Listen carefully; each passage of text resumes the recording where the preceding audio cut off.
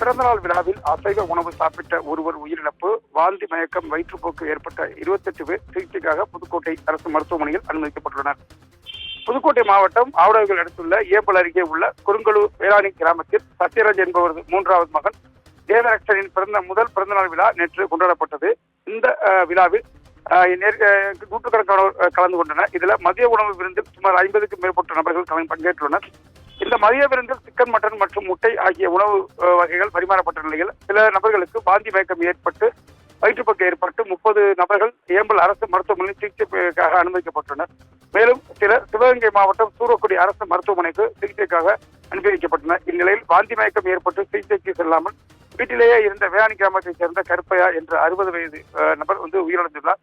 மேலும் இது குறித்து ஏம்பல் காவல்துறையினர் விசாரணை நடத்தி வருகின்றனர். மேலும் சம்பவ இடத்தில் அறந்தாங்கி கோட்டாட்சியர் சிவகுமார் விசாரணை மேற்கொண்டு வருகின்றார். அதாவது புதுக்கோட்டை மாவட்டத்தில் பிறந்தநாள் விழாவில் அசைவ உணவு சாப்பிட்டு ஒருவர் உயிரிழந்து 28 பேர் வயிற்றுப்போக்கரால் அவதிப்பட்டு வரும் சம்பவம் இந்த பகுதி பெரும் பரபரப்பாக பேசப்பட்டு வருகிறது.